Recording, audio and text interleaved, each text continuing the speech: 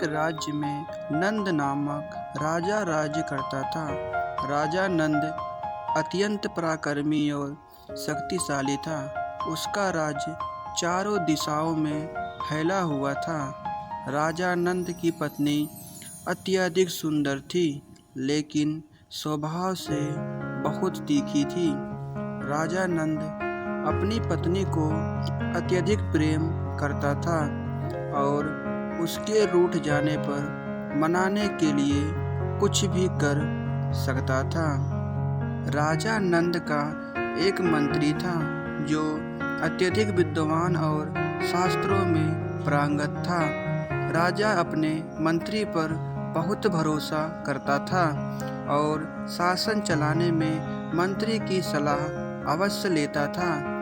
मंत्री की पत्नी का स्वभाव भी बहुत कठोर था। एक बार मंत्री की पत्नी रूठ गई और मंत्री के बहुत मनाने पर भी नहीं मान रही थी। तब मंत्री बोला, प्रिय, तुम्हारा रूठना किस प्रकार दूर हो सो कहो। तुम जो कहोगी मैं वही कार्य करूँगा जिससे तुम प्रसन्न हो जाओ। फिर मंत्री की पत्नी बोली, मैं तभी मानूंगी जब तुम अपने बाल मुड़वा लो और मेरे पैरों में गिरकर मुझे मनाओ। मंत्री ने वैसा ही किया जैसा उसकी पत्नी बोली थी। मंत्री के ऐसा करने से वह खुश हो गई।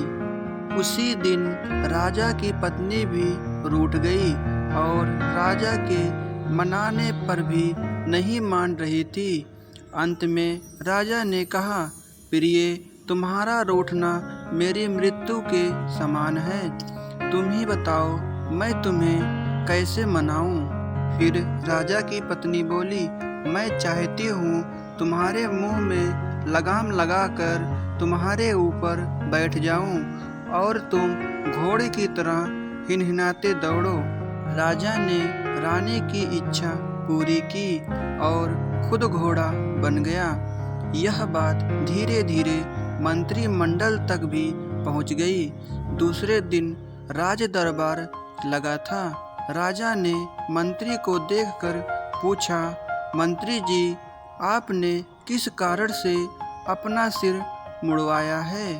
मंत्री ने जवाब दिया, महाराज, मैंने उसी कारण से सिर मुड़वाया है जिस कारण से पुरुष अपने मुंह में लगाम डालकर घोड़े की तरह हिनहिनाते हुए दौड़ लगाते हैं।